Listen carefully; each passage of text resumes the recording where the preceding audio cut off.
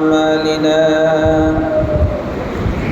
من يهده الله فلا مضل له ومن يضلله فلا هادي له ونشهد أن لا إله إلا الله وحده لا شريك له ونشهد أن سيدنا وسندنا ونبينا وحبيبنا وطبيب قلوبنا ومولانا وأولانا محمد صلى الله عليه وعلى آله وأصحابه وبارك وسلم أما بعد فقد قال الله تعالى في كلامه المجيد وفرقانه الحميد أعوذ بالله من الشيطان الرجيم بسم الله الرحمن الرحيم لقد كان لكم في رسول الله أسوة حسنة لمن كان يرجو الله واليوم الآخر وقال رسول الله صلى الله عليه وسلم يا أبا سفيان جئتكم بكرامة الدنيا والآخرة فأدوا عني أو كما قال عليه الصلاة والسلام إن الله وملائكته يصلون على النبي يا أيها الذين آمنوا صلوا عليه وسلموا تسليما محبة الشديد بري اللهم صل على سيدنا مولانا محمد وعلى آل سيدنا مولانا محمد जिधर देखता हो उधर तू है सफर में हजर में तेरे रंग वो है अल्लाहुम्मा सल्ली अला सय्यिदिना मौलाना मुहम्मद व अला आलि सय्यिदिना मौलाना मुहम्मद बलगल उला बिकमालिह कशफत दुजा बिजमालिह हसनत जमीउ खिसालिह सल्लु अलैहि व आलिहि मुअज्जज मोहतरम हजरत उलमाए किराम पितृ समतुल्य मुरब्बियाने आज़म इस्लाम प्रिय तौहीदी जनता अस्सलामु आलैकुम व रहमतुल्लाहि व बाराकातुहू। आज के मजलिस अनेक बड़ मुबारक मजलिस आमादेर संख्या एखाने कम होलेও आल्लाह ताआलार काछे এই মজলিসের প্রত্যেকটা ব্যক্তির দাম কেমন বলে যে এই মজলিসের প্রত্যেকটা ব্যক্তির সম্পর্কে আল্লাহ তাআলা শেষে ঘোষণা করবে। কি ঘোষণা করবে? হাদিসে পাকের মধ্যে জনাবে মুহাম্মদুর রাসূলুল্লাহ সাল্লাল্লাহু আলাইহি ওয়াসাল্লাম ইরশাদ করেন, যখন কোনো কওমের লোকেরা একমাত্র আল্লাহ তাআলার সন্তুষ্টির উদ্দেশ্যে আল্লাহ তাআলার স্মরণে একত্র হয় এবং সেখানে আল্লাহ তাআলা আল্লাহর রাসূলের আলোচনা হয়, হাদিসে পাকে আসছে হাফাতহুমুল মালাইকাতু ওয়া গাশিয়াতহুমুর রাহমা ওয়া নাযালাত আলাইহিমুস সাকিনা। আল্লাহ জাল্লা জালালুহু যখন কোনো মজলিসের মধ্যে আল্লাহ জাল্লা জালালুহুর আলোচনা হয়, দ্বীনের কথা আলোচনা হয়, ইয়া নবী সাল্লাল্লাহু আলাইহি সাল্লাম বলেন ওই মজলিসওয়ালাদেরকে ফেরেশতারা বেষ্টন করে নেয়। আল্লাহর কসম, এখানে এই পরিমাণ ফেরেশতা আছে যে জমিন থেকে আসমান, 7 আসমান ভেদ করে আল্লাহর আরশ পর্যন্ত ফেরেশতারা পৌঁছে গেছে। হাফাতহুমুল মালাইকা ওয়া গাশিয়াতহুমুর রাহমা, আল্লাহ তাআলার রহমত তাদেরকে ঢেকে নেয়। ওয়া নাযালাত আলাইহিমুস সাকিনা ওয়া যাকারাহুমুল্লাহু ফী মান ইনদা। ওই বান্দা বান্দির সম্পর্কে আল্লাহ সুবহানাহু ওয়া তাআলা কি ঘোষণা করেন? হাদিসে পাকের মধ্যে প্যারা নবী সাল্লাল্লাহু আলাইহি ওয়াসাল্লাম বলেন তাদের উপরে বিশেষ এক রহমত, সকিনা নামক রহমত নাজিল হয়। আর এই মজলিস থেকে সবচেয়ে উত্তম মজলিস ফেরেশতাদের মজলিস। কেন ফেরেশতাদের মজলিস উত্তম? বলে যে তাদের জিন্দেগিতে একটা গুনাহ নাই। গুনাহ কি জিনিস তারা জানেই না। বলে যে আল্লাহ সুবহানাহু ওয়া তাআলার জিকির সব সময় তারা করে, তাসবিহ করে। কেউ রুকুতে আছে, কেউ সিজদায় আছে, কেউ কিয়াম অবস্থায় আছে। আসমানের মধ্যে 1 বিঘা জায়গা খালি নাই যেখানে কোনো না কোনো ফেরেশতা আল্লাহর জিকির করতেছে। কি জিকির করতেছে? সুবহানাল্লাহি ওয়া বিহামদিহি সুবহানাল্লাহিল আযীম, এই তাসবিহ পড়তেছে। এরকম ফেরেশতাদের মজলিস সামনে নিয়ে আল্লাহ সুবহানাহু ওয়া তাআলা বলে আমার অমুক বান্দা বান্দি কেন এই জায়গায় একত্র হয়েছে আল্লাহ জানেন কি জানে না? আল্লাহ জানে আমরা কেন এক জায়গায় হয়েছি, আল্লাহ জানে। তারপরও জিজ্ঞাসা করে, শুনতে ভালো লাগে। প্রেমিকের আলোচনা যদি প্রেমিকার আলোচনা যদি প্রেমিকের সামনে করা হয়, কি বলেন, ভালো লাগে কি লাগে না? আল্লাহ আমাদেরকে ভালোবাসে, আমরা আল্লাহর প্রেমিকা। ওই ভাষায় বললাম, আল্লাহ আমাদেরকে ভালোবাসিয়ে বানাইছেন, ঠিক কিনা? মহব্বত করে বানাইছেন না? ফেরেশতারা নিষেধ করছেন কি করছেন না? এরপরেও আল্লাহ বলেন ইন্নী আ'লামু মা লা তা'লামুন, আমি যা জানি তোমরা তা জানো না। তোমাদের মধ্যে ইবাদত করারই যোগ্যতা আছে, ইবাদত ছাড়া কিছু বুঝো না। ইবাদত কেমনে, আল্লাহর নাফরমানি কি জিনিস, এই যোগ্যতাই তোমাদের মধ্যে নাই। আমি এমন এক মাখলুক তৈরি করব যাদের মধ্যে নাফরমানি করার যোগ্যতা আছে, তা সত্ত্বেও আমি আল্লাহকে স্মরণ করবে, বলে সুবহানাল্লাহ। এই জন্য আমাদের দাম ফেরেশতার চেয়েও বেশি, ঠিক কিনা? মানুষের দাম, মানুষ সবচেয়ে শ্রেষ্ঠ মাখলুক, ঠিক কিনা? আশরাফুল মাখলুকাত না? মানুষ সৃষ্টির সেরা। সৃষ্টির মধ্যে ফেরেশতা আছে কি নাই? তাদের থেকে মানুষ সেরা কি সেরা না? আল্লাহ তাআলা আশরাফুল মাখলুকাত করে বানিয়েছে। তাদের থেকেও মানুষের দাম বেশি কখন?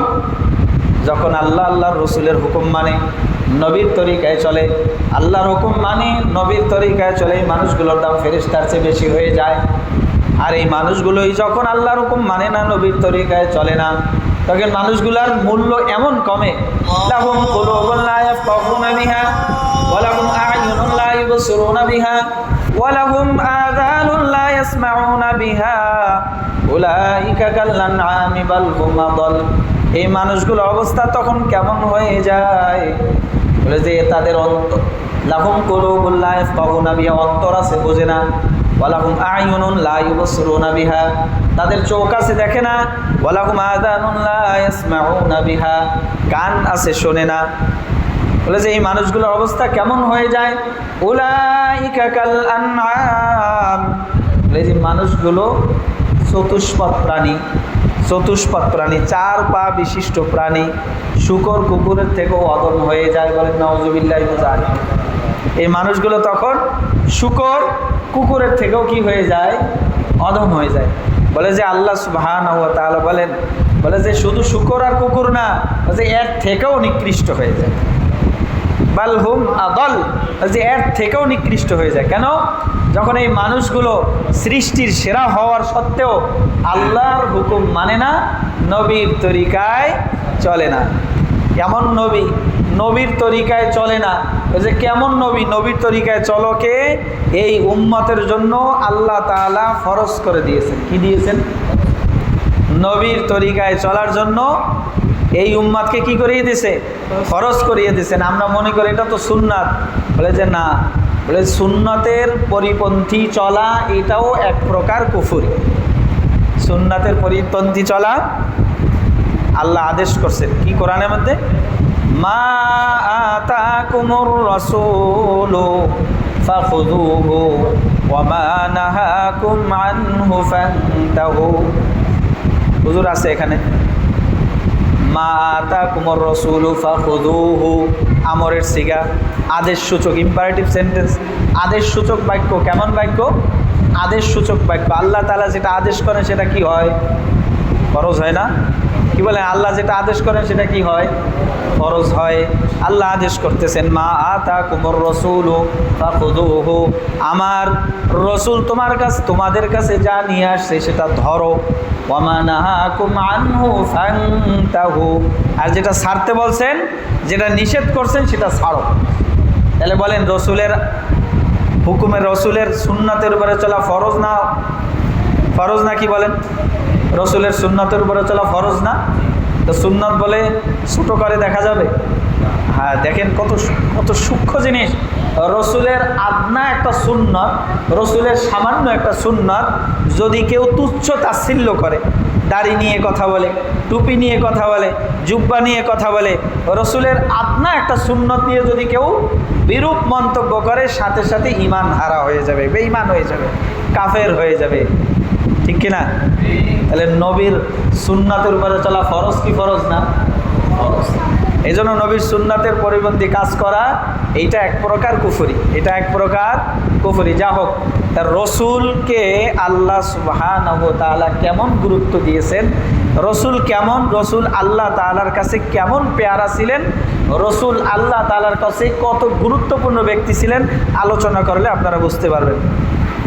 আমরা এমন এক নবী পাইছি যাকে আল্লাহ তাআলা না বানাইলে আসমান জমিনের কায়নাতের কোনো কিছুই আল্লাহ তাআলা সাজাইতেন না আর বানাইতেন না। ঠিক কিনা? ঠিক কিনা? আমার পেয়ার নবী সাল্লাল্লাহু আলাইহি ওয়াসাল্লাম আল্লাহ তাআলার এমন প্রিয়, আল্লাহ তাআলার এমন প্রিয়, কোরআনে পাকের মধ্যে 25 জন নবীর নাম নিয়েছেন আল্লাহ তাআলা। কয়জন নবীর নাম? 25 জন নবীর নাম নিয়েছেন। কয়জন নবী? 25 জন নবীর নাম নিয়েছেন। আল্লাহ সুবহানাহু ওয়া তাআলা এক এক নবীকে নাম ধরে ডেকেছেন। কি করেছেন? নাম ধরে ডেকেছেন। ইয়া আদম উসকুন আনতা ওয়া যাওজুকাল জান্নাতা ওয়া কুলা মিনহা রাগাদান হাইতু শিতুমা। আল্লাহ আদম আলাইহিস সালামের ডাক দিয়েছেন নাম ধরিয়া। ইয়া ইব্রাহিমু, ইব্রাহিম করে ডাক দিয়েছেন। ইয়া মুসা, ইয়া ঈসা, ইয়া নূহ, ইয়া ইব্রাহিমু, ইয়া ইলিয়াস। হ্যাঁ, এইভাবে এক এক নবীর নাম ধরে আল্লাহ তাআলা এক এক নবীকে ডেকেছেন। ইয়া জাকারিয়া, ইয়া ইয়াহইয়া, এভাবে নাম ধরে ডেকেছেন। আমার নবী আল্লাহর কাছে এত গুরুত্বপূর্ণ নবী ছিলেন, এত পেয়ারা ছিলেন, এত সম্মানের ছিলেন, এত ইজ্জতের ছিলেন। নবী মুহাম্মদ সাল্লাল্লাহু আলাইহি সাল্লামকে কোরআনে পাকের মধ্যে একবারের জন্য আল্লাহ নাম ধরে ডাকেন নাই। সুবহানাল্লাহ বলবেন না? কেমন নবী পাইছি, কেমন নবী পাইছি। নবীকে আল্লাহ তাআলা একবারও নাম ধরে ডাকেন নাই। এমনকি একজন গ্রাম্য ব্যক্তি আসিয়া রসুলকে দরজার সামনে বসিয়ে ডাক দিতেছে, ইয়া মুহাম্মদ, ইয়া মুহাম্মদ, হে মোহাম্মদ, হে মোহাম্মদ করে ডাকে। গ্রামে বলে না, ও অমুক, এভাবে ডাক দেয় না? তো আল্লাহ সুবহানাহু ওয়া তাআলা সাথে সাথে আয়াত নাজিল করেছেন, লা তাজআলু দুআ আর রাসূলি কা দুআই বা'দিকুম বা'দা। তোমরা রসুলকে ওইভাবে ডাকবে না যেইভাবে একে অপরকে ডাকো। খবরদার, আংতাহবাতা আমালুকুম, তোমাদের আমল নষ্ট হয়ে যাবে, বরবাদ হয়ে যাবে, তোমাদের আমল ধ্বংস হয়ে যাবে যদি রসুলকে নাম ধরে ডাকো। দেখেন কেমন মহব্বত, কেমন ভালোবাসা, কেমন শ্রদ্ধা। একবার আল্লাহ সুবহানাহু ওয়া তাআলা একবারের জন্য মুহাম্মদ সাল্লাল্লাহু আলাইহি ওয়াসাল্লামকে নাম ধরে ডাকেন নাই। কোরআনে পাকের মধ্যে আল্লাহ তাআলা নাম ধরে ডাকেন নাই। কিভাবে ডাকছেন? ইয়াসিন ওয়াল কুরআনিল হাকিম, তাহা মা আনজালনা আলাইকাল কুরআনা লিতাশকা, ইয়া আইয়ুহাল মুযাম্মিল কুমিল লাইলা ইল্লা কলিলা, ইয়া আইয়ুহাল মুদ্দাসসির কুম ফানযির ওয়া রাব্বাকা ফাকাব্বির, ইয়া আইয়ুহার রাসূল বাল্লিগ মা উনজিলা ইলাইক, ইয়া আইয়ুহান নাবিয়্যু। এইভাবে ডেকেছেন। কিভাবে ডেকেছেন?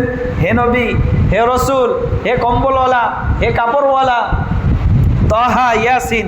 এইভাবে কি করেছে? নিজের নবীকে সম্বোধন করে ডাকছেন। কেমন নবী পাইছি, আল্লাহ তাআলার কাছে কত শ্রেষ্ঠ, কত সম্মানিত, কত পেয়ারা।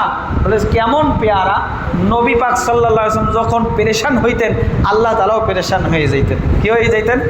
পেরেশান হয়ে যেতেন। কিভাবে? আল্লাহ সুবহানাহু ওয়া তাআলা যখন দেখতেছেন নবী উম্মতের মাঝে দাওয়াত দিতেছেন, উম্মত কথা শুনতেছে না, তো নবী মনে মনে ব্যথিত হয়েছেন। কি হয়েছে? ব্যথিত হয়েছেন।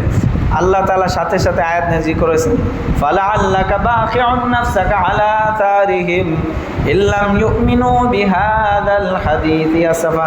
মুহাম্মদ সাল্লাল্লাহু আলাইহি ওয়াসাল্লাম, হে নবী আপনি এত কি করতেছেন, এত পেরেশান হয়েছেন কা?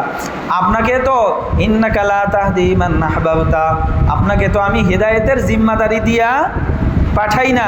বাল্লিগ মা উনজিলা ইলাইক, আপনার কাছে যা আমি প্রেরণ করছি, যা নাজিল করছি, এটা পৌঁছেই দাও আপনার দায়িত্ব, কিন্তু হেদায়েত তো আমার হাতে। হেদায়েত কার হাতে? আমার হাতে।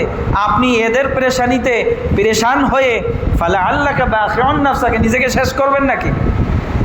হ্যাঁ, ইল্লাম ইউমিনু বিহাদাল হাদীসি আসাফা, যদি এরা ঈমান না আনে আপনি কি পেরেশানি করতে করতে ধ্বংস হয়ে যাবেন নাকি? দরকার নাই। হ্যাঁ, কোনো কি নেই, দরকার নাই। লাস্তা আলাইহিম বিমুসাইতির, আপনি কি না কন্ট্রাক্টর না যে তাদেরকে হেদায়েত দিতেই হবে? হেদায়েত তো আমার হাতে। কার হাতে? নবী সাল্লাল্লাহু আলাইহি ওয়াসাল্লাম একটু পেরেশান হইলে আল্লাহ তাআলা কি হয়ে যাইতেন? পেরেশান হয়ে যাইতেন। নবী পাক সাল্লাল্লাহু আলাইহি ওয়াসাল্লামের 11 জন স্ত্রী ছিল। কয়জন স্ত্রী ছিল? 11 জন স্ত্রী ছিল। হুজুর সাল্লাল্লাহু আলাইহি ওয়াসাল্লামকে আল্লাহ কি করেছেন? অনুমতি দিয়েছেন, তুরজি মান তাশাউ মিনহুন্না ওয়া তুবি ইলাইকা মান তাশা, যার কাছে খুশি তার কাছে থাকবেন, যাকে খুশি তাকে নিয়ে থাকবেন। আপনার জন্য কোনো কি নাই? আরে বলেন না কেন? আপনার জন্য কোনো আইন নাই। তারপরও নবী পুরা জিন্দিগির মধ্যে একবারও আইন ভঙ্গ করেন নাই। কি বলেন? এক বিবির কাছে এক রাত, ভিন্ন বিবির কাছে ভিন্ন রাত, প্রত্যেকের কাছে সমান রাত্রি যাপন করেছেন, প্রত্যেককে সমান অধিকার দিয়েছেন, প্রত্যেকের জন্য সমান খরচ দিয়েছেন, প্রত্যেককে সমানভাবে তার হক আদায় করেছেন। কে? জনাবে মুহাম্মদুর রাসূলুল্লাহ সাল্লাল্লাহু আলাইহি ওয়াসাল্লাম। ভালোবাসা তো মনের ব্যাপার, এটা তো কারো হাতে নাই। আছে? মন কারো হাতে? মনের ব্যাপারটাই বিভিন্ন। কিন্তু হুজুর সাল্লাল্লাহু আলাইহি ওয়াসাল্লাম বেশি ভালোবাসতেন আয়েশা সিদ্দিকা রাদিয়াল্লাহু আনহাকে। খাদিজা রাদিয়াল্লাহু আনহাকে যখন বিবাহ করছেন, বলে জীবনের যৌবনের ভালোবাসার যতটুকু ছিল একজন স্ত্রী হযরত খাদিজা রাদিয়াল্লাহু তাআলা আনহা, ওনার জীবদ্দশায় কাউকে তিনি বিবাহ করেন নাই। ওনার জীবদ্দশায় কাউকে বিবাহ করেন নাই। আম্মাজান হযরত খাদিজাতুল কুবরা রাদিয়াল্লাহু তাআলা আনহা যখন কি করেছেন? নবুয়াতের 10ম বছরে ইন্তেকাল করেছেন। এরপরে আম্মাজান হযরত আয়েশা সিদ্দিকা রাদিয়াল্লাহু তাআলা আনহাকে, এর আগে মাইমুনা রাদিয়াল্লাহু আনহাকে বিবাহ করছেন, এরপরেই আয়েশা রাদিয়াল্লাহু আনহাকে বিবাহ করছেন। কিন্তু ওই একদিন আম্মাজান আয়েশা রাদিয়াল্লাহু আনহার কাছে ওই খাদিজাতুল কুবরা রাদিয়াল্লাহু তাআলা আনহার আলোচনা করতেছে, সে তেমন ছিলেন, তিনি এমন ছিলেন, এমন ছিলেন। তো এখন খাদিজা আয়েশা রাদিয়াল্লাহু আনহা বলতেছে, আরে ওই বুড়ি মহিলার কথা এত কেন বলেন? বলেন না সতীন তো, কি বলেন? সতীনের আলোচনা শুনতে কি লাগে না? ভালো লাগে না। তারপরেও বলে যে হুজুর সাল্লাল্লাহু আলাইহি ওয়াসাল্লাম আয়েশা রাদিয়াল্লাহু আনহাকে সবচেয়ে বেশি ভালোবাসতেন, কিন্তু খাদিজা রাদিয়াল্লাহু আনহা এক্সেপশনাল ছিলেন। ওনার জীবদ্দশায় কাউকে তিনি কি করেন নাই? বিবাহ করেন নাই। সবসময় তার প্রশংসা করতেন। বলে যে ওই বুড়ির কথা কেন এত বলেন? বলে যে আয়েশা তুমি জানো না, বলে যে আমার দিনের কাজে সবচেয়ে বেশি সাপোর্ট ছিল খাদিজা। যেমন আমাকে বলে যে মালের দিক দিয়ে আমাকে সাপোর্ট দিয়েছেন, অনুরূপভাবে আমাকে সান্ত্বনা দেওয়ার দিক দিয়েও তিনি কি করেছেন? সাপোর্ট করেছেন। এইরকম সাপোর্ট আমি কারো থেকে পাই নাই। তার মাল দিয়ে, তার সময় দিয়ে, তার জান দিয়ে, মাল দিয়ে যতটুকু আমি মুহাম্মদ উপকৃত হয়েছে, আর কারো দিয়ে এভাবে কি হয় নাই? উপকৃত হই নাই। এই জন্যই তার আলোচনা করি। আম্মাজান আয়েশা রাদিয়াল্লাহু আনহাকে হুজুর সাল্লাল্লাহু আলাইহি ওয়াসাল্লাম এত বেশি ভালোবাসতেন, এত বেশি ভালোবাসতেন যে আম্মাজান আয়েশা রাদিয়াল্লাহু আনহা যখন হুজুরের ইন্তেকালের সময়, কি সময়? হুজুরের ইন্তেকালের সময়। একটু বিচ্ছিন্ন কিছু কথা বলতেছি, মূল কথায় যাব। তো আম্মাজান আয়েশা রাদিয়াল্লাহু তাআলা আনহাকে এত বেশি ভালোবাসতেন, হুজুর সাল্লাল্লাহু আলাইহি ওয়াসাল্লাম ইন্তেকালের আগ মুহূর্তে বলতেছিল, আগামীকাল কার ঘরে থাকবো, আগামীকাল কার ঘরে থাকবো। হুজুর তো প্রত্যেকের অধিকার সমানভাবে দিতেন, প্রত্যেকের কাছে সমানভাবে রাত্রি ভাগ করেছেন। তো এখন হুজুরের মন চাইতেছিল হুজুরের ইন্তেকালটা, হুজুরের যাওয়াটা যেন আয়েশার ঘরে থাকা অবস্থায় হয়। এই জন্য বারবার কি বলতেছেন, আগামীকাল কার ঘরে থাকবো, আগামীকাল কার ঘরে থাকবো। তা আম্মাজান অন্য সকল আম্মাজান বুঝতে পারছেন হুজুর আয়েশার ঘরে থাকতে চায়, কারণ জীবদ্দশায় দেখছেন যে আম্মাজান আয়েশাকে হুজুর বেশি ভালোবাসতেন, কারণ ভালোবাসা কারো হাতে না। আল্লাহর কাছে বলতেছেন, হুজুর সাল্লাল্লাহু আলাইহি ওয়াসাল্লাম বলতেছেন, হে আল্লাহ, আমি আমার কাছে যেটা সাধ্য ছিল, অর্থাৎ সকলকে সমান অধিকার দেওয়া, সকলের জন্য সমানভাবে নজর দেওয়া, সেটা তো আমি করেছি, কিন্তু যেটা আমার হাতে নাই এইটার ব্যাপারে আপনি আমাকে ধরিয়েন না। ভালোবাসা এটা আমার হাতে না, ভালোবাসা এটা আমার হাতে না, সুতরাং এইটার ব্যাপারে আপনি আমাকে ধরিয়েন না। আল্লাহ তাআলা তো আগেই অনুমতি দিয়েছেন যাকে খুশি তাকে নিয়ে থাকবেন, তারপরেও রসুল সমান অধিকার দিয়েছেন, ঠিক কিনা? সমাজের মধ্যে যারা 2-3 বিবাহ করে, একজনকে প্রাধান্য দেয় আর একজনকে একেবারেই অবমূল্যায়ন করে, করে কি করে না ভাই? করে কি করে না? বলে যে হাসরের ময়দানে এমনভাবে তাকে উঠানো হবে, তার শরীরে কোনো গোশত থাকবে না, শরীরে কোনো গোশত থাকবে না, এবং প্যারালাইজড অবস্থায় উঠবে, হ্যাঁ, হাত পা অচল অবস্থায় উঠবে। দুনিয়াবাসী সকল বুঝতে পারবে যে এরা সমাজের মধ্যে এই শ্রেণীর মানুষ ছিল, ঠিক কিনা? রসুল আদর্শ শিখিয়ে গেছেন। আজকে রসুলের আলোচনা শুনতে বসছি কেন? ওই রসুলের আদর্শ জানবো এবং তার উপরে চলিয়া জিন্দিগি যাপন করিয়া আল্লাহর সন্তুষ্টি নিয়ে কবরে যাব, আল্লাহর সন্তুষ্টি নিয়ে জান্নাতে পৌঁছবো, ঠিক কিনা? রসুলের আদর্শ শিখবো তো, জানবো তো, ওই শোনার জন্যই আসছে, ঠিক কিনা? রসুল সাল্লাল্লাহু আলাইহি ওয়াসাল্লাম আম্মাজান আয়েশাকে এমনই ভালোবাসতেন। তো আম্মাজান আয়েশা সিদ্দিকা রাদিয়াল্লাহু তাআলা আনহা রাসূলুল্লাহ সাল্লাল্লাহু আলাইহি ওয়াসাল্লাম সবচেয়ে প্রিয় ভাজন স্ত্রী। আম্মাজান বলেন, হুজুরের মুখের মধ্যে আমার সর্বশেষ, হুজুরের জবানের মধ্যে, মুখের মধ্যে আমার লালা ছিল। কি ছিল? ইন্তেকালের সময় হুজুর সাল্লাল্লাহু আলাইহি ওয়াসাল্লাম কি করতেছিলেন? আব্দুর রহমান রাদিয়াল্লাহু তাআলা আনহু তার হাতে একটা মেসওয়াক দেখলেন, তিনি মেসওয়াক করতেছেন, তাজা কাঁচা মেসওয়াক। তো হুজুর বারবার তার দিকে তাকাইতেছেন। তো হুজুর এইটা তাকানোর পরে, মানে আয়েশা রাদিয়াল্লাহু আনহা তার ভাগ্নে ছিল আর কি, তো উনি বুঝতে পারছেন যে হুজুর মেসওয়াক করতে চান, তো তার থেকে তাজা একটা মেসওয়াক আনিয়া হুজুর আম্মাজান আয়েশা রাদিয়াল্লাহু আনহা নিজে চাবাইয়া এরপরে হুজুর সাল্লাল্লাহু আলাইহি ওয়াসাল্লামকে দিয়েছেন। হুজুর ইন্তেকালের আগে মেসওয়াক করেছেন। কি করেছেন? মেসওয়াক করেছে। উম্মতের মাঝে মেসওয়াক নাই, আছে? বলেন তো, কে একটু বুকে হাত দিয়ে বলতে পারবেন যে আমি দৈনিক মেসওয়াক করি 5 ওয়াক্ত নামাজে? বলেন। এই মেসওয়াক করার সবচেয়ে বড় ফায়দা হলো ইমানের সাথে মৃত্যু হবে। আজ থেকে নিয়ত করতে পারি যে মেসওয়াক করবো। হ্যাঁ, নিমের ডাল আছে না আমাদের দেশে, আড়াইলের ডাল আছে না, মেসওয়াক করব এগুলো। তারপর জয়তুনের ডালও পাওয়া যায়, আর পিপুল গাছের আমরা যেটা দেখি প্যাকেট করা বিক্রি করে, মেসওয়াক করব। 5 ওয়াক্ত নামাজে তো কমপক্ষে করতে পারি, রাত্রে না হয় একটু ব্রাশ পেস্ট দিয়ে ব্রাশ করে শুইলাম, কিন্তু 5 ওয়াক্ত নামাজেতে তো মেসওয়াক করতে পারি। পারি কি পারি না? এই সুন্নতের উপর আমল করব। কি বলেন? করব। যদি এই সুন্নতের উপর আমল করি, কসম করে বলতে পারি মৃত্যুর সময় কালেমা পড়তে পড়তে মৌত হবে। কালেমা পড়তে পড়তে মৌত হবে। 70টা উপকারের কথা হাদিসের মধ্যে আসছে, তার মধ্যে সবচেয়ে একটা ছোট উপকার হইল এইটা যে মৃত্যুর সময় কালেমা নসিব হবে। কি হবে? কালেমা নসিব হবে। তো রাসূলুল্লাহ সাল্লাল্লাহু আলাইহি ওয়াসাল্লাম মানে ইন্তেকালের পূর্ব মুহূর্তেও কি করেছেন? মেসওয়াক করেছেন, মেসওয়াক করেছেন। এমন এক নবী পেয়েছি যেই নবী আল্লাহ তাআলার কাছে এত প্রিয় ভাজন ছিলেন, এত প্রিয় ভাজন ছিলেন।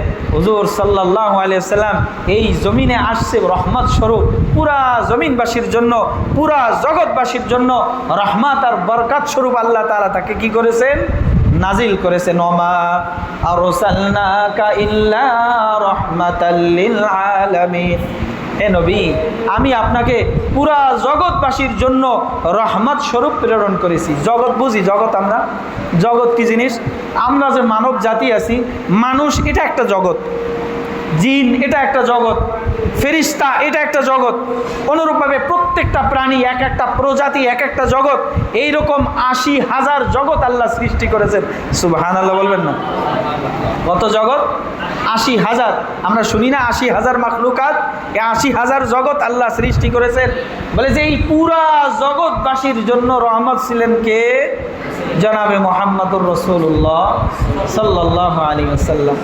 বলে যে আমরা তো দেখি আমার নবী, প্যারা নবী জনাবে মুহাম্মদুর রাসূলুল্লাহ আখিরি নবী, আসছে আখিরি জমানায়, আজ থেকে 1400 কত বছর আগে? বলে যে 1450 বছর আগে আমার প্যারা নবী সাল্লাল্লাহু আলাইহি ওয়াসাল্লাম এই জগতে এসেছেন। হ্যাঁ, বলে যে পুরা জগৎবাসীর জন্য কি ছিলেন? রহমত ছিলেন, বরকত ছিলেন। এখন একজন সাহাবী আবু হুরায়রা রাদিয়াল্লাহু আনহু হুজুর সাল্লাল্লাহু আলাইহি ওয়াসাল্লামকে জিজ্ঞাসা করতেছে, ইয়া রাসূলুল্লাহ আপনি কবে থেকে নবী?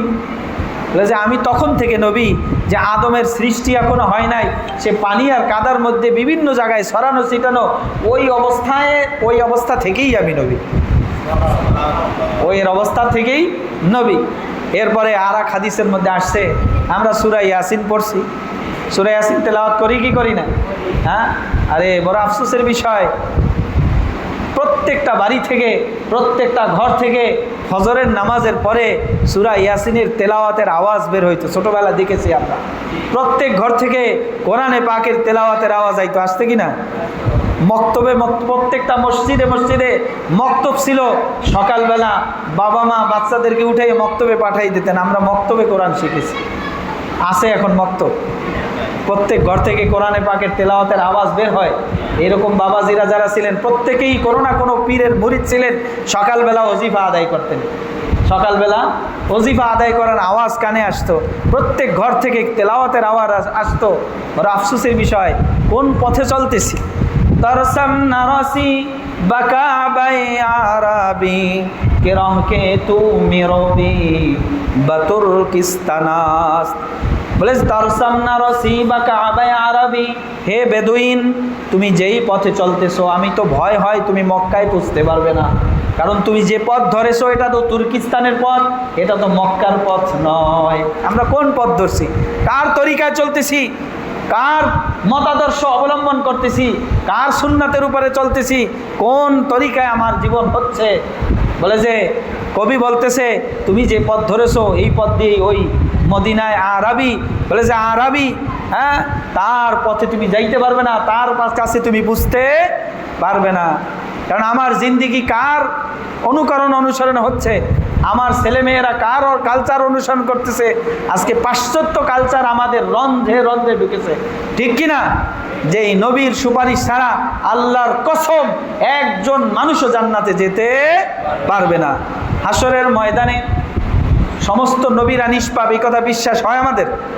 আহলুস সুন্নাহ ওয়াল জামাতের আকীদার বিশ্বাস, সমস্ত নবীরা নিষ্পাপ। সকল নবীরা কি?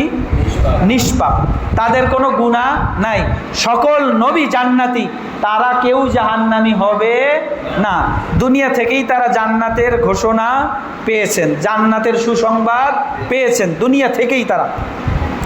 হাসরের ময়দানে আল্লাহ সুবহানাহু ওয়া তাআলা এত বেশি রাগের অবস্থায় থাকবেন, এত বেশি গুসার অবস্থায় থাকবেন যে নবীরা পর্যন্ত ভয়ে, আদম আলাইহিস সালাম থেকে শুরু করে মুহাম্মদ সাল্লাল্লাহু আলাইহি ওয়াসাল্লামের আগ পর্যন্ত, হযরত ঈসা আলাইহিস সালাম পর্যন্ত সকল নবীর জবান থেকে বাহির হবে নফসি নফসি। আদম আলাইহিস সালাম বলেন নফসি নফসি, ইদ্রিস আলাইহিস সালাম বলবে নফসি নফসি, শীস আলাইহিস সালাম বলবে নফসি নফসি, ইব্রাহিম আলাইহিস সালাম বলবে নফসি নফসি, নূহ আলাইহিস সালাম বলবে নফসি নফসি, ইসহাক আলাইহিস সালাম, ঈসা আলাইহিস সালাম, মূসা আলাইহিস সালাম, ইদ্রিস আলাইহিস সালাম, ইলিয়াস আলাইহিস সালাম, জুলকিফিল আলাইহিস সালাম, জাকারিয়া আলাইহিস সালাম, ইয়াহইয়া আলাইহিস সালাম, সকল নবী কি বলবে? নফসি নফসি। সকলেই জান্নাতি কি জান্নাতি না? তাহলে হাসরের ময়দানে আল্লাহ আমাকে বাঁচান, আল্লাহ আমাকে জাহান্নাম থেকে বাঁচান। ওনারা সবাই জান্নাতি কি জান্নাতি না? তারাও তারপরেও কেন জাহান্নাম থেকে বাঁচার জন্য আল্লাহর কাছে দোয়া করবে? বলে যে আল্লাহ তাআলা এমন এক বেপরোয়া জাত, আল্লাহ সুবহানাহু ওয়া তাআলা এমনই এক জাত, উনি যা ইচ্ছা তাই করতে পারেন। সারা জিন্দিগি নেক আমল করা সত্ত্বেও তাকে আল্লাহ তাআলা জাহান্নামে পুরতে পারেন, সারা জিন্দিগি গুনাহের কাজ করা সত্ত্বেও তাকে তিনি জান্নাতে দিতে পারেন। কারো কাছে লা ইয়াসআলু লা ইউসআলু আম্মা ইয়াফআলু ওয়া হুম ইউসআলুন। আল্লাহ তাআলাকে কারো কাছে জবাবদিহি করতে হবে না, তিনি এমনই এক বেপরোয়া জাত। এখন আল্লাহ তাআলার এই ক্ষমতা সম্পর্কে যখন নবীরা জানেন, এই জন্য ভয়ে কাঁপতে থাকবেন, আমি নবী হয়েছি কি হয়েছে, আল্লাহ যদি হাসরের ময়দানে আমাকে জাহান্নামে দেন, কারো কাছে তার কৈফিয়ত দিতে হবে না, কারো কাছে কৈফিয়ত দিতে হবে না। এই জন্য সকল নবী কি বলবে, নফসি নফসি নফসি নফসি বলে যে সকল উম্মত, বলে যে আউয়ালিন ওয়াল আখিরিন, সকল মানুষ ছুটতে থাকবে হাসরের ময়দানের এই ভয়াবহতার কারণে। হাসরের ময়দানটা এত ভয়ানক অবস্থা হবে, বলে যে 50,000 বছর পর্যন্ত হাসরের ময়দানে অবস্থান করতে হবে। কত বছর? আরে দুনিয়ার 1-2 বছর না, বলে যে দুনিয়ার 1000 বছর, আখেরাতের একদিন, এরকম যদি আখেরাতের 50,000 বছর হাসরের ময়দানে হিসাব নিকাশের জন্য অবস্থান করা লাগে। এই সূর্য 9,30,00,000 মাইল গড় দূরত্বে আছে, বলে যে 1 মাইল দূরে আসবে, সূর্যের 12টা মুখ আছে, উপরের দিকে করা, সমস্ত মুখগুলো নিচের দিকে করে দেওয়া হবে। বলেন কি অবস্থা হবে মানুষের? হ্যাঁ, একটু গরম হলে মানুষের অবস্থা অস্থির হয়ে যায়, পাগলের মতো হয়ে যায়, যে শরীরের চামড়াগুলো কালো হয়ে যায়, ঠিক কিনা? এই সূর্য যদি 1 মাইল দূরে আসে, হাদিসের মধ্যে আসে 1 মাইল দূরে, মিলান 1 মাইল দূরে আসবে, সূর্যের সমস্ত প্রখরতা সহকারে যখন সে তাপ দেওয়া শুরু করবে, মানুষের অবস্থাটা কি হবে? মানুষ এত কি হয়ে যাবে, বেচাইন বেকারার হয়ে যাবে। তখন মানুষ বলতে থাকবে, আরে জান্নাত হোক জাহান্নাম হোক, যেটা হোক হোক, কিন্তু এই কষ্ট আর সহ্য করা যাচ্ছে না। তো মানুষ আদম আলাইহিস সালামের কাছে যাবে যে আপনি তো আমাদের পিতা, একটু কিছু বলেন। বলে যে না, এই দিনে আমার এই অধিকার দেওয়া হয় নাই, আমি তো নিজের ব্যাপারেই চিন্তিত, না জানি আমার কি অবস্থা হয়, নফসি নফসি। বলে যে নূহ আলাইহিস সালামের কাছে যাইবে, তেও একই উত্তর দিবে। ইব্রাহিম আলাইহিস সালামের কাছে যাইবে, আপনি আমাদের জাতির পিতা, আপনি মুসলিম জাতির পিতা, আপনি আমাদের জন্য কিছু সুপারিশ করেন। বলবে যে না, নফসি নফসি, আজকে আমিই তো ধরা খাওয়ার মধ্যে, না জানি আল্লাহ আমার সাথে কি ব্যবহার করে। মুসা আলাইহিস সালামের কাছে যাইবে, না আমার এই ক্ষমতা আমার কাছে নাই। বলে যে ঈসা আলাইহিস সালামের কাছে যাইবে, যেউনি একই উত্তর দিবেন, তবে তিনি বলবেন তা এই দিনে তোমাদের ব্যাপারে কিছু করার মতো একজনই সত্তা আছে, একজনই ব্যক্তি আছে, যিনি হলো আখিরি জনাব পয়গম্বর জনাবে মুহাম্মদুর রাসূলুল্লাহ সাল্লাল্লাহু আলাইহি ওয়াসাল্লাম, ওই নবীর উম্মত। উনি কি বলবেন? ওনার জবান থেকে বাইর হবে উম্মতি উম্মতি। উম্মতের কান্ডারি এক কোণা থেকে আওয়াজ মাগাইবে, উম্মতি উম্মতি বলে আওয়াজ লাগাইবে। আল্লাহ তাআলার সকল বান্দা যখন মুহাম্মদ সাল্লাল্লাহু আলাইহি ওয়াসাল্লামের কাছে যাইবে, তো যাওয়ার পরে উনি বলবেন, হ্যাঁ আজকে দিনে আমাকে সে অধিকার দেওয়া হয়েছে, তোমরা একটু অপেক্ষা করো। সাথে সাথে উনি সিজদায় পড়বেন। কি করবেন? সিজদায় পড়বেন। সিজদায় পড়ার পরে আল্লাহ তাআলার এমন প্রশংসার বাণী শুরু করবেন, এমন প্রশংসা করা শুরু করবেন যে আল্লাহ সুবহানাহু ওয়া তাআলার এইরকম প্রশংসা না কোনো মানুষ করছে, না কোনো জিন করছে, না কোনো ফেরেশতা করছে। আদম আলাইহিস সালাম থেকে শুরু করে একেবারে সর্বশেষ মানুষ পর্যন্ত যত মাখলুক আল্লাহ দুনিয়া থেকে শুরু থেকে সৃষ্টি করেছেন, দুনিয়া ধ্বংস হওয়া পর্যন্ত যত মাখলুক জগতে আসছে, কেউ কোনো এইরকম শব্দের দ্বারা আল্লাহর প্রশংসা করতে পারে নাই। এইরকম প্রশংসা যখন শুরু করবে, আল্লাহ সুবহানাহু ওয়া তাআলার গুসা এমনভাবে ঠান্ডা হয়ে যাবে, তখন আল্লাহ তাআলা বলবেন, ইয়া মুহাম্মদ ইরফা রাসাক, মুহাম্মদ মাথা উঠান। কুল তুসমা, আপনি বলেন আমি শুনব। সাল তুতাক, আপনি চান আমি দিব। ইশফা তুশাফা, আপনি সুপারিশ করেন আমি আপনার সুপারিশ কবুল করব। বলেন যে এমন নবীর উম্মত আমরা। কেমন নবীর উম্মত? যার কথা কোথায় চলবে? হাসরের ময়দানে চলবে। আমরা আজান দেয় না মুয়াজ্জিন সাহেব? আজান দেওয়ার পরে কি বলে? আল্লাহুম্মা রাব্বা হাযিহি দাওয়াতিত তাম্মা ওয়াস সালাতিল কায়িমা আতি মুহাম্মাদানিল ওয়াসিলাতা ওয়াল ফাদিলা ওয়া বা'আসহু মাকামান মাহমুদা। এইটাই হলো সেই মাকামে মাহমুদা। হ্যাঁ, হাদিসের মধ্যে আসছে, কেউ যদি মুয়াজ্জিন যেভাবে আজান দিয়েছেন আল্লাহু আকবার আল্লাহু আকবার, উত্তরেও সে বলতেছে আল্লাহু আকবার আল্লাহু আকবার, আশহাদু আল্লা ইলাহা ইল্লাল্লাহ, উত্তরে বলতেছে আশহাদু আল্লা ইলাহা ইল্লাল্লাহ। আশহাদু আন্না মুহাম্মাদার রাসূলুল্লাহ, উত্তরে বলতেছে আশহাদু আন্না মুহাম্মাদার রাসূলুল্লাহ। হাইয়া আলাস সালাহ, লা হাওলা ওয়ালা কুওয়াতা ইল্লা বিল্লাহ। হাইয়া আলাল ফালাহ, লা হাওলা ওয়ালা কুওয়াতা ইল্লা বিল্লাহ। আল্লাহু আকবার, আল্লাহু আকবার, উত্তরে বলতেছে আল্লাহু আকবার, আল্লাহু আকবার।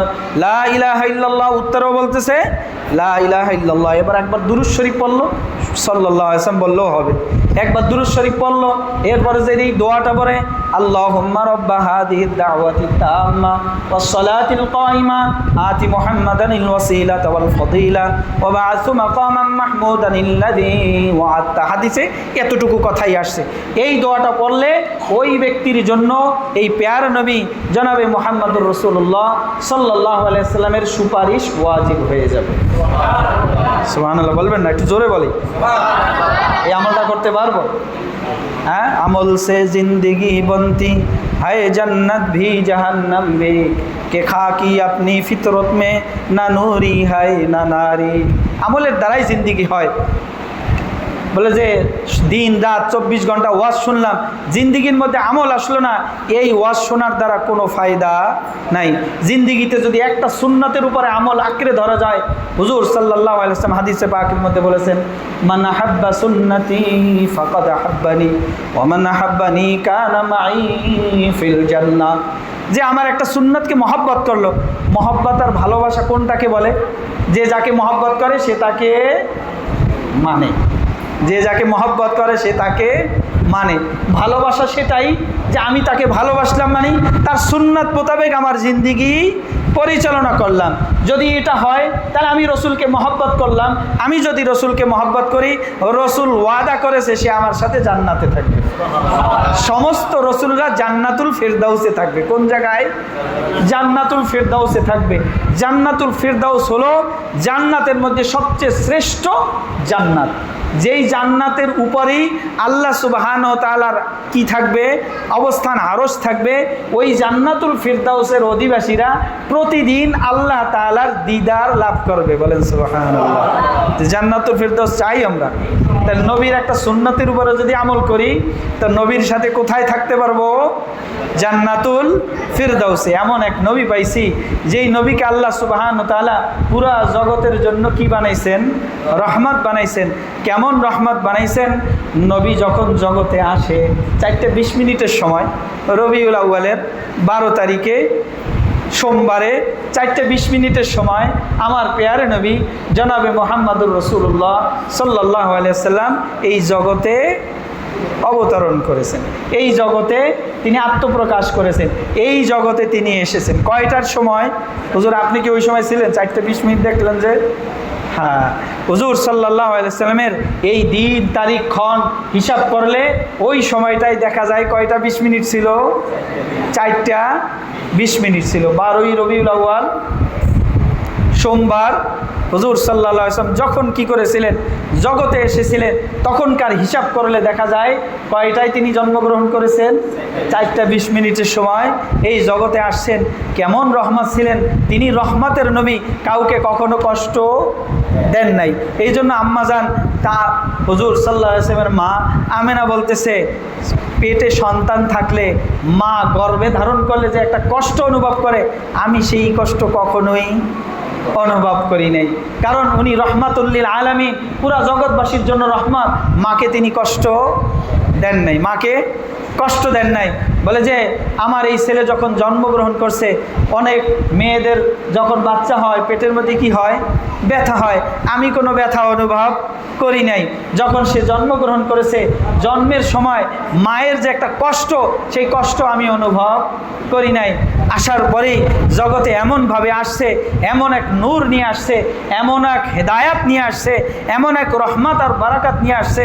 তার আম্মা আমেনা বলতেছে, উনি আমার এই ছেলে জন্মগ্রহণ করার সাথে সাথে এমন এক নূর প্রকাশ পাইছে, আমি স্বচক্ষে কুফা এবং বসরার বড় বড় শহরগুলো, রোম পারস্যের বড় বড় প্রাসাদগুলো আমার চোখে স্বচক্ষে আমি দেখেছি।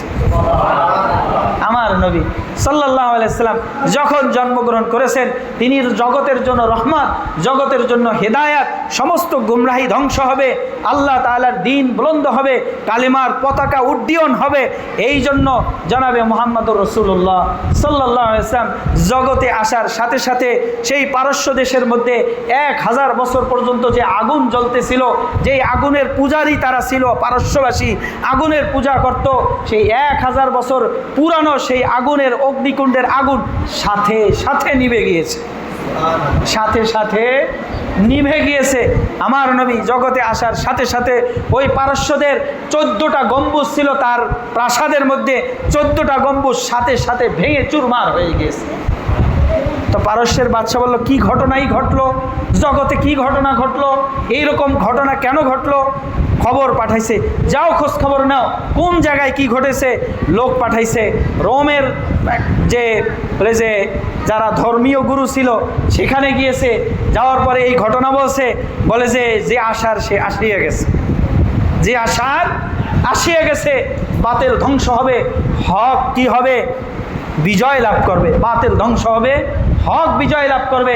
জনাবে মুহাম্মদুর রাসূলুল্লাহ আখিরি জমানার পয়গম্বর জনাবে মুহাম্মদুর রাসূলুল্লাহ সাল্লাল্লাহু আলাইহি ওয়াসাল্লাম জগতে আসিয়ে গেছেন। জান্নাতে ভূমিষ্ঠ হওয়ার সাথে সাথে মায়ের সাথে নারীর কোনো শিখি ছিল না, নারী কাটার প্রয়োজন হয় নাই, নারী আগে থেকেই সংযোগ বিচ্ছিন্ন ছিল। আল্লাহর নবী জনাবে মুহাম্মদুর রাসূলুল্লাহ সাল্লাল্লাহু আলাইহি ওয়াসাল্লামকে জগতে পাঠাইছেন, আল্লাহ তাআলা খতনা করা অবস্থায় পাঠাইছেন। কেমন অবস্থায় পাঠাইছেন? খতনা করা অবস্থায় পাঠিয়েছেন। জগতে আসিয়েই তিনি কি করেছেন? দীর্ঘ সময় পর্যন্ত সিজদায় অবনত হয়েছেন। সুবহানাল্লাহ বলবেন না? আসিয়েই কি করছেন? ছোট্ট বাচ্চা আমরা যেভাবে সিজদা করি, আল্লাহর কসম জনাবে মুহাম্মদুর রাসূলুল্লাহ সাল্লাল্লাহু আলাইহি ওয়াসাল্লাম জগতে আসিয়াই হাঁটু দিয়া ওইভাবে একেবারে অনুরূপ সিজদার মতো সিজদায় দীর্ঘক্ষণ সময় পর্যন্ত মুখ থেকে কি বিড়বিড় করে পড়েছে তার আম্মা আমেনা। তিনি বলতেছেন, আমার এই ছেলে আসিয়েই জগতে মানে বুঝলাম না, কাবার দিকে বাইতুল্লাহর দিকে ফিরে এমন এক দীর্ঘ সময় পর্যন্ত সিজদা করেছে, মুখে কি কি পড়েছে আমি জানি না। সুবহানাল্লাহ বলবেন না? সুবহানাল্লাহ। এমন নবী জগতে আসছে, আসার পরে এরপরে সিজদা যখন শেষ করলো, আল্লাহ তাআলার প্রশংসা, এমন কিছু প্রশংসা করছেন হাদিসের মধ্যে আসছে। এরপরে নবী মুহাম্মদ সাল্লাল্লাহু আলাইহি ওয়াসাল্লাম বাম হাতের উপরে ভর করে ডান হাতের শাহাদত আঙ্গুলি আসমানের দিকে দিয়ে এরকম কি যেন বলতেছিলেন। এরপরে আসমান থেকে গায়েবী আওয়াজ আসলো, এই ছেলের দিন সারা দুনিয়ার মধ্যে ছড়াইবে, এই ছেলের ধর্ম সারা দুনিয়ার মধ্যে ছড়াবে। বলে যে আল্লাহ তাআলা ঘোষণা করেন, এই ছেলের মধ্যে, এই নবীর মধ্যে আদমের গুণ দাও, ইব্রাহিমের গুণ দাও, নূহের গুণ দাও, ইদ্রিসের গুণ দাও, দাউদের গুণ দাও, মূসার গুণ দাও, ঈসার গুণ দাও। সমস্ত নবীর যত গুণাবলী আছে, হযরত ইউসুফ আলাইহিস সালামের যে জামাল আছে, হযরত দাউদ আলাইহিস সালামের যে কণ্ঠ আছে, বলে যে সমস্ত নবীর যত গুণাগুণ আছে এই ছেলের মধ্যে দিয়ে দাও। সুবহানাল্লাহ বলবেন না? আমার নবী, প্যারে নবী জনাবে মুহাম্মদুর রাসূলুল্লাহ সাল্লাল্লাহু আলাইহি ওয়াসাল্লাম কেমন পেয়ারা ছিলেন, আল্লাহ তাআলার কেমন কি জামাল আর কামাল তার মধ্যে ছিলেন। আম্মা জান আয়েশা বলতেছে, আরে ইউসুফ আলাইহিস সালামকে দেখে মিশরের নারীরা তো আঙ্গুল কেটেছে, আমার নবীকে যদি তারা দেখতো, বলে যে তারা কলিজা কাটিয়ে ফেলাইতো। সুবহানাল্লাহ। বলে যে জগতের জন্য একটা সূর্য আছে, দিনে ওঠে, আমারও একটা সূর্য আছে, রাতে উঠে। কি বলে? একদিন সেলাই করতেছেন, সুইটা হাত থেকে পড়ে গেছেন, অন্ধকার, নবী ঘরের মধ্যে প্রবেশ করছেন, আলোকিত হয়ে গেছে, সুইটা উঠেই উনি আমার কাজ শুরু করছেন। সুবহানাল্লাহ বলবেন না? এটা হলো হেদায়েতের নূর, জিসমানি নূর না, এটা কি নূর? হেদায়েতের নূর। নবী সারে তাপা কি ছিল? হেদায়েতের নূর ছিল, হেদায়েতের আলো ছিল। বলে যে যখন আলো আসে অন্ধকার দূর হয়ে যায়।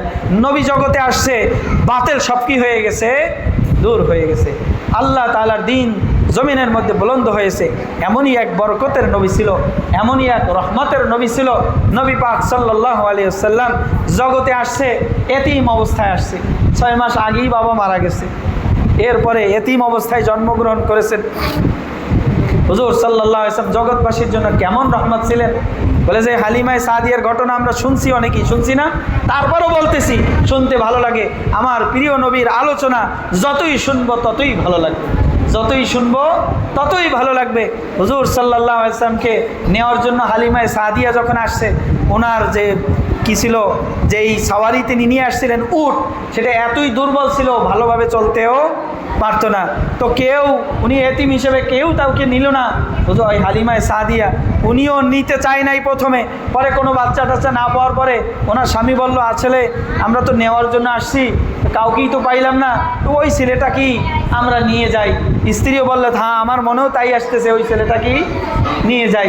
তো যখনই তিনি কি করলেন, কোলে উঠাইলেন, সাথে সাথে উনি অনুভব করলেন, আল্লাহর কসম, সাথে সাথে অনুভব করলেন ওনার বুকের মধ্যে দুধে ভরপুর হয়ে গেছে। ওনার বাচ্চা ভালোভাবে দুধও পাইতো না, কিন্তু উনি বুকে লওয়ার সাথে সাথে দুধে ভরিয়ে গেছে। এরপরে উনি যখন সাওয়ারিতে উঠলেন, ওঠার সাথে সাথে সাওয়ারি অন্য অন্য মহিলারা তো বাচ্চা নিয়ে আগেই চলিয়ে গেছে, উনি সর্বশেষ না পাইয়া নেওয়া ধরছে। ওনার সাওয়ারিটা এত দ্রুত চলা শুরু করছে, অন্য অন্যদের আগে চলিয়ে গেছে।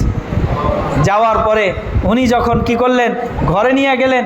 ঘরে নেওয়ার পরে ওনার বকরিগুলো ভালো তেমন দুধও হইতো না, তো মাঠে যখন চড়াইলেন তো পুরা দুধ ভর্তি অবস্থায় কি করছে, সন্ধ্যাবেলা ঘরে আসছে। আমার নবী এমনই বরকতের নবী ছিলেন, এমনই রহমতের নবী ছিলেন। আমার পেয়ারা নবী জনাবে মুহাম্মদুর রাসূলুল্লাহ সাল্লাল্লাহু আলাইহি ওয়াসাল্লাম এমনই রহমত ছিলেন। একবার মক্কার মধ্যে দুর্ভিক্ষ দেখা দিল। ওনার দাদা আব্দুল মুত্তালিব জীবিত ছিল। উনি যখন এই ছেলে জন্মগ্রহণ করেছেন, এরকম আশ্চর্য কিছু দেখছেন, দেখার পরে উনি চিন্তা করলেন এটা নিশ্চয়ই কোনো একটা জিনিস হবে, এটা নিশ্চয়ই কোনো বড় কিছু হবে। তখন উনি আল্লাহ তাআলা ওনাকে স্বপ্নে দেখাইলেন, এই ছেলের নাম রাখবা মুহাম্মদ। ছেলের নাম কি রাখবে? মুহাম্মদ রাখবেন। তো দাদার নাম রাখলেন মুহাম্মদ। একবার দুর্ভিক্ষ দেখা দিয়েছে, উনি চিন্তা করলেন নিশ্চয়ই এর মধ্যে বরকত আছে।